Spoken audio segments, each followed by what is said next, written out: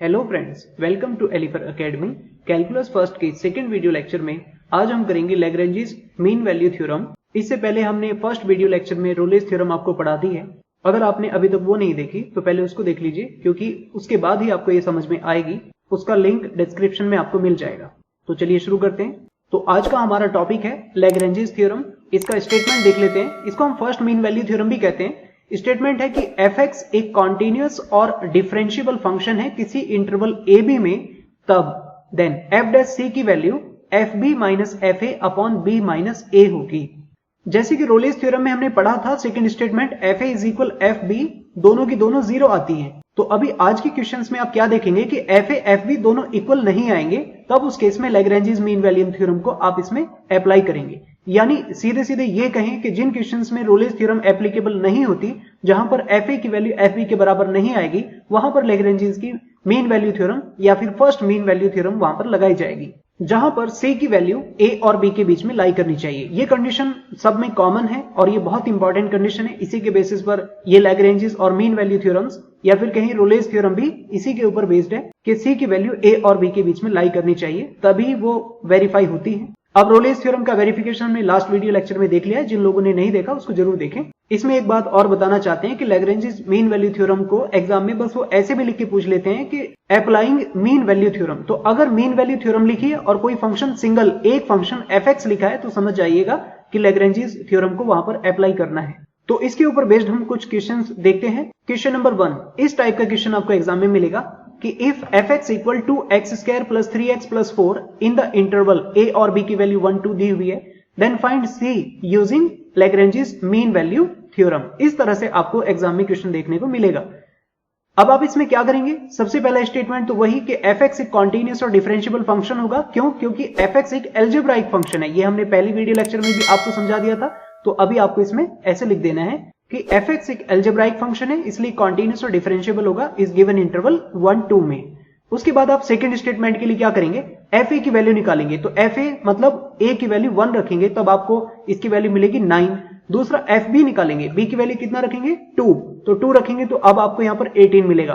तो अब ध्यान देने वाली बात यह है कि रोलेस थ्योरम में आपने यहां पर देखा था कि fa और fb दोनों की वैल्यू कितनी आ रही थी? 0। तभी वहां पर second statement fa is equal fb equal 0 आ रहा था, और वहां उसके बाद फिर हम f डैश c की वैल्यू कैलकुलेट कर रहे थे। लेकिन अभी आप देख पा रहे हैं fa fb बराबर नहीं आ रहे हैं, तब इस केस में लैग्रेंजेस थ्योरम एप्लीकेबल होती है। यानी लैग्रेंजेस थ्योरम लगती उन क्वेश्चंस में है जहां रोलेस थ्योरम फेल हो जाती है। अगर वो इस क्वेश्चन में हमसे बोले कि रोलेस थ्योरम को वेरीफाई करो, तो हम यहीं पर बोल देंगे कि fa की value is not equal fb, तो रोलेस थ्योरम तो इसमें वेरीफाई नहीं है। इसी वजह से उसने क्वेश्चन में स्पेसिफाई करके दे दिया कि c की वैल्यू फाइंड करनी है आपको लैग्रेंजेस थ्योरम से या फिर बोले मीन वैल्यू थ्योरम से। ये बात समझ पा रहे हैं आप?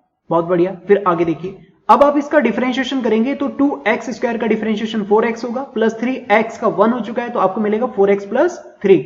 अब आप इसमें लैग्रेंजेस मीन वैल्यू थ्योरम या फिर लैग्रेंजेस थ्योरम का statement f dash c is equal fb minus fa upon b minus a इसमें लगा दीजिए। मतलब जो आपने fa fb और f डैश x निकाल के रखा है ना, उससे इस फॉर्मूले में सारी वैल्यूज को सब्स्टिट्यूट करना है। तो देखिए क्या करेंगे? 4x प्लस 3, इसमें x की जगह c रखा तो 4c प्लस 3 आ गया। ऊपर देखो fb माइनस fa लिखा है, तो fb की जगह 18 माइनस fa की जगह 9 अपॉन देखो b माइनस से लिखा है, तो b कितना है 2 और a कितना है 1। इसको आप ठीक करके लिखेंगे तो 9 ऊपर से और 1 नीचे से मिलेगा, यानी आपको 9 मिलने वाला है। उसके बाद आप इसको सॉल्व करेंगे तो 4c इक्वल 6 आएगा, और c की वैल्यू कितनी मिल रही है यहां से? 3/2, और 3/2 तो 1 और 2 के बीच में लाई करता है ना, इसलिए यहां पर आपकी जो c की वैल्यू 3/2 है वो लैग्रेंजेस मीन वैल्यू थ्योरम को वेरीफाई करते हुए c की वैल्यू कितनी मिल रही है? 3/2। और फिर हम यहां पर ये भी कह देंगे कि लैग्रेंजेस थ्योरम वेरीफाई हो चुकी है। तो इस तरह से आपने इसमें c की एक वैल्यू 3/2 निकाल के दे दी है। अब आगे देखिए क्वेश्चन नंबर 2। इसमें भी कुछ fx की value x³ minus 3x minus 2 एक अलजेब्राइक फंक्शन लिखा है। इंटरवल दिया है -2 से 3, तो a की वैल्यू -2, b की वैल्यू 3 हो जाएगी। यहां पर भी आपको c की वैल्यू फाइंड करनी है using Lagrange's mean value theorem. क्या कहेंगे? पहला स्टेटमेंट वही कि fx एक अलजेब्राइक फंक्शन है, इसलिए कॉन्टिन्यूअस भी होगा और डिफरेंशिएबल भी होगा इस गिवन इंटरवल -2 से 3 में। ठीक है, ये बातें पुरानी हो चुकी हैं, इसमें कोई ज्यादा दिमाग लगाने वाली बात नहीं है। आगे देखो, इसमें आप fa निकालेंगे तो a की वैल्यू कितना है? -2। जैसे आप फंक्शन के अंदर रखेंगे तो आपको मिलेगा -4। तो फिर से आप देख रहे हैं रोलेस थ्योरम में fa की वैल्यू 0 आती थी, यहां पे नहीं आ रही है, कोई बात नहीं। fb, b की वैल्यू कितनी है यहां पर? 3। इसको भी आप फंक्शन के अंदर सब्स्टिट्यूट करेंगे तो आपको क्या मिलने वाला है 16। तो अब अगर हम यहां ये कहें कि रोलेस थ्योरम इसमें वेरीफाई होगी कि नहीं, तो रोलेस थ्योरम तो फेल हो गया। क्यों हो गया? क्योंकि FA is not equal FB। तो यहीं पर आपने उसका स्टेटमेंट करेक्ट करके लिख देना था कि Rolle's theorem is not verified. तो आप इस दूसरे क्वेश्चन में भी देख पा रहे होंगे कि लैग्रेंजेस मीन वैल्यू थ्योरम उन्हीं सवालों पे लगेगी जहां पर रोलेस थ्योरम फेल हो जा रही है। तो उसके बाद अब क्या करते हैं, इसका डिफरेंशिएशन करते हैं। तो एक्स क्यूब का डिफरेंशिएशन क्या होगा 3x² माइनस 3x का 1 हो चुका है तो 3 आ गया। अब आप लैग्रेंजेस मीन वैल्यू थ्योरम की डेफिनेशन यानी उसका फॉर्मूला लगाएंगे f' is equal FB minus FA upon B minus A। तो इस फॉर्मूले में सारी वैल्यूज को रख दीजिए तो क्या आएगा देखो 3c² minus 3 is equal FB minus FA। FB की वैल्यू 16 माइनस और FA की वैल्यू -4, तो देखो ब्रैकेट में आ गई, अपॉन पर B माइनस A। तो B कितना है 3 माइनस A की वैल्यू -2 है। इसको ठीक करके लिखेंगे तो आपको कितना मिलेगा 4, और इसको आप ठीक करके लिखें तो 3c² इज इक्वल 7 और 7 की वैल्यू आप निकाल के लाएंगे तो प्लस माइनस √7/3। ये दोनों की दोनों वैल्यू -2 से 3 के बीच में लाई करती है। इस वजह से हम ये कह देंगे कि दोनों वैल्यू एग्जिस्ट करती हैं इस इंटरवल -2 से 3 में। सो A less than C less than B verify हो रहा है। इस तरह से आप कह सकते हैं कि लैग्रेंजेस मीन वैल्यू थ्योरम भी इसमें वेरीफाई हो रही है। हालांकि इसमें वेरीफाई करने के लिए नहीं पूछा, आपसे बस C की वैल्यू पूछी है, लेकिन आप लास्ट में लिख दो कि लैग्रेंजेस थ्योरम इज वेरीफाइड। अभी क्वेश्चन नंबर 3 देखिए, इसमें fx दिया है ब्रैकेट में x-1 into bracket x-2 into bracket x-3। जहां पर a की वैल्यू 0 है, b की वैल्यू 4 है, तो c आपको फाइंड करना है using Lagrange's mean value theorem. Okay, तो इसमें भी आप इसको मल्टीप्लाई करके लिखेंगे तो फंक्शन कैसा मिलेगा x³ minus 6x² plus 11x minus 6, ये फंक्शन की वैल्यू आ जाएगी। अब ये भी क्या कह दिया, एल्जेब्राइक है, इसलिए कॉन्टिन्यूस होगा, डिफरेंशिएबल होगा इस इंटरवल 0 to 4 में।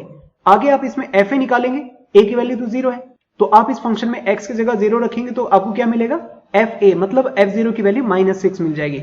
जबकि दूसरी तरफ fb रखेंगे कितना 4 रखेंगे क्वेश्चन में तो क्या आएगा देखो 6 मिल रहा है। उसके बाद आप इसका डिफरेंशिएशन करेंगे तो f' इज इक्वल x³ का 3x² माइनस 6x² लिखा है तो x² का 2x होगा ना, 6 और 2 ने मल्टीप्लाई किया तो 12 हो गया, तो 12x प्लस आगे देखो 11x लिखा है ना, तो 11x का 1 हो चुका है तो 11 ही आ गया। अब इसमें भी डेफिनेशन लगाओ लैग्रेंजेस थ्योरम की, f' is equal FB minus FA upon B minus A। फॉर्मूले में सारी वैल्यूज को पुट करिए तो देखो क्या बनेगा 3c² minus 12c plus 11 is equal FB की वैल्यू 6 माइनस FA की वैल्यू -6 अपॉन पर B माइनस A। B की वैल्यू 4 है और A की वैल्यू 0 है, तो 4 माइनस 0 हो गया। इसको ठीक करेंगे तो 3 आ जाएगा।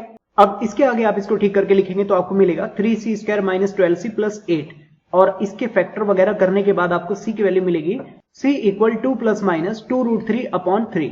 यहां पर ये जो c की दोनों वैल्यूज हैं ये 0 और 4 के बीच में लाई करती हैं, इस वजह से आप ये कह देंगे कि यहाँ जो c फाइंड करके हम लेके आए हैं 2 प्लस माइनस 2√3 अपॉन 3 ये इस इंटरवल में लाई करता है, hence a less than c less than b verify हो रहा है। और फिर लास्ट में स्टेटमेंट भी लिख सकते हैं कि लैग्रेंजेस की मीन वैल्यू थ्योरम या फिर लैग्रेंजेस थ्योरम वेरीफाई हो रही है।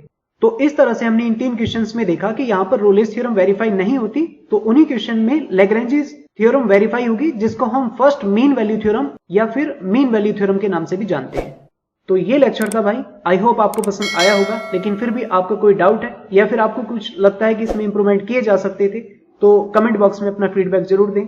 Thank you very much for watching this.